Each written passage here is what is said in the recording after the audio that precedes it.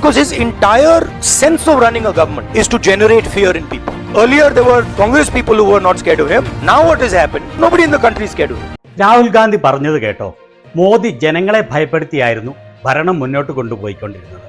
മുൻപ് കോൺഗ്രസുകാർ മോദിയെ പേടിച്ചിരുന്നില്ല എങ്കിൽ ഇപ്പോൾ രാജ്യത്തെ ആരും മോദിയെ ഭയപ്പെടുന്നില്ല. രാഹുൽ ഗാന്ധി പറഞ്ഞത് അക്ഷരാർത്ഥത്തിൽ ശരിയാണെന്ന് കാണിക്കുന്ന 3 വലിയ സംഭവങ്ങൾ തെളിവുകൾ സഹിതം വ്യക്തമായി കണ്ടുകൊള്ളൂ. അതുപോലെ സബ്സ്ക്രൈബ് ചെയ്യാത്തവർ സബ്സ്ക്രൈബ് ചെയ്യുകയും വീഡിയോ പരമാവധി ആളുകളിലേക്ക് ഷെയർ ചെയ്യുകയും ചെയ്യണമെന്ന് അഭ്യർത്ഥിക്കുന്നു.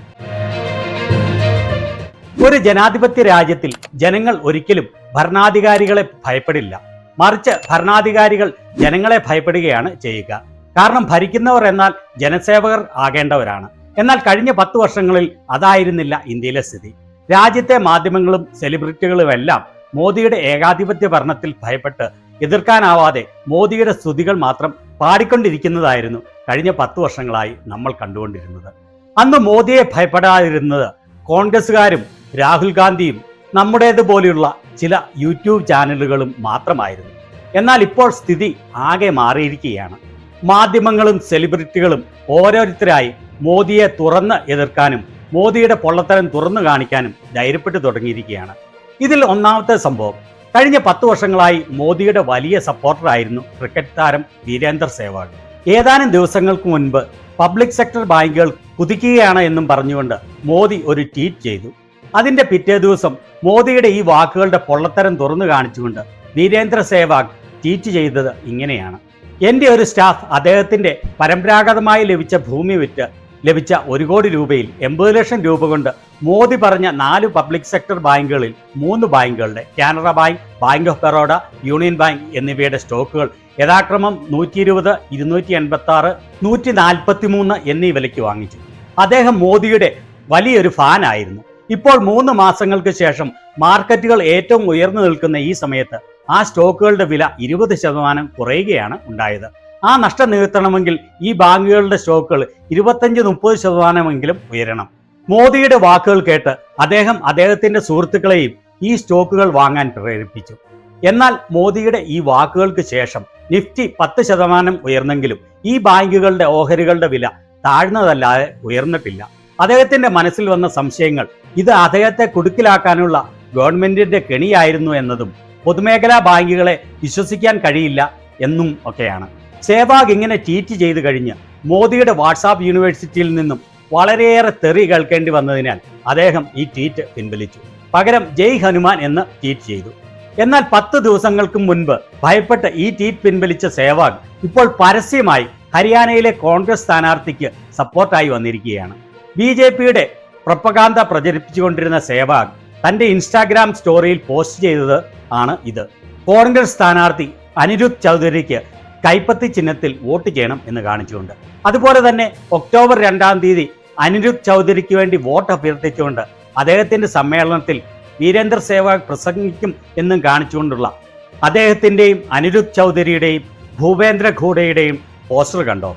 അതായത് ഇൻസ്റ്റാഗ്രാം സ്റ്റോറിയിൽ പങ്കുവയ്ക്കുക മാത്രമല്ല സേവാഗ് ചെയ്തത്, മറിച്ച് കോൺഗ്രസിന്റെ സ്ഥാനാർത്ഥിക്ക് വോട്ട് ചോദിച്ചുകൊണ്ട് അദ്ദേഹത്തിന്റെ തിരഞ്ഞെടുപ്പ് പ്രചാരണത്തിൽ പരസ്യമായി ഇറങ്ങും എന്ന് വ്യക്തമാക്കിയിരിക്കുകയാണ്. ഫ്രീ പ്രസ് ജേർണൽ എന്ന പത്രത്തിൽ ഇതിനെക്കുറിച്ച് വന്ന വാർത്തയും കണ്ടോളൂ. ഇനി രണ്ടാമത്തെ സംഭവം, ഹിന്ദി സിനിമാ താരം സെയ്ഫ് അലി ഖാനോട് ഇന്ത്യ ടുഡേയുടെ രാഹുൽ കൻവൽ ചോദിക്കുകയാണ്, ഏത് രാഷ്ട്രീയക്കാരനെയാണ് താങ്കൾ ഇഷ്ടപ്പെടുന്നത് എന്ന്.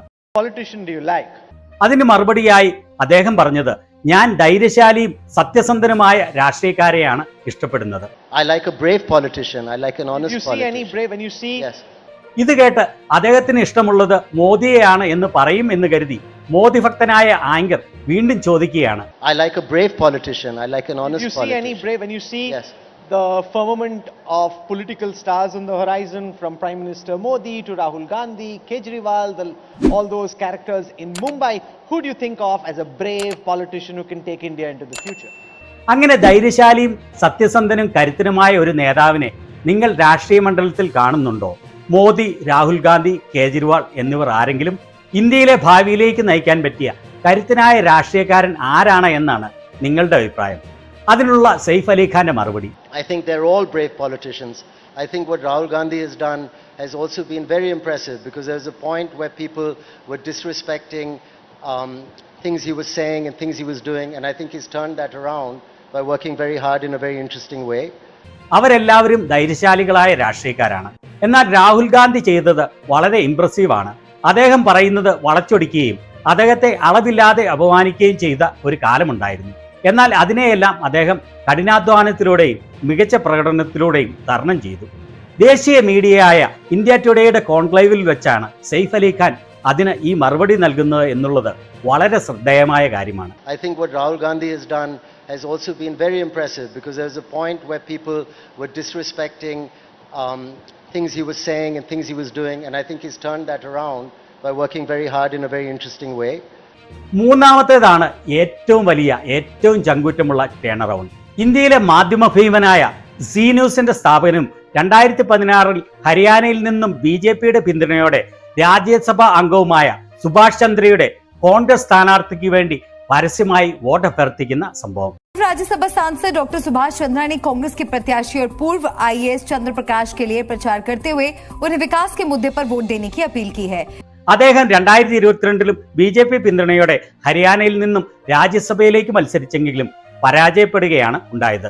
ഈ അടുത്ത കാലം വരെ രാഹുൽ ഗാന്ധിക്കെതിരെയും കോൺഗ്രസിനെതിരെയും ഫേക്ക് ന്യൂസുകൾ പ്രചരിപ്പിക്കുന്നതിൽ മുൻപന്തിയിൽ നിന്ന ദേശീയ മാധ്യമമായിരുന്നു സീ ന്യൂസ്.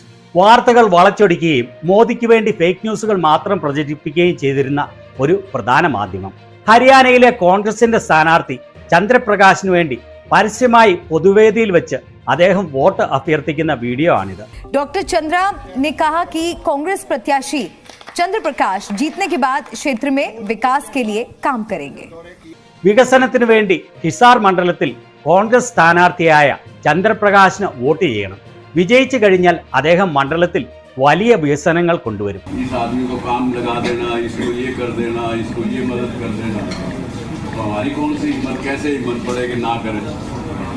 करते थे, अब ये एक मौका परमात्मा ने और दिया है, तो इसमें चंद्र प्रकाश जी तो पूरे खरे उतरेंगे. കഴിഞ്ഞ 10 വർഷങ്ങളായി വലിയ ഭൂരിപക്ഷത്തോടെ BJP വിജയിച്ചുകൊണ്ടിരുന്ന മണ്ഡലമാണ് ഹിസാർ.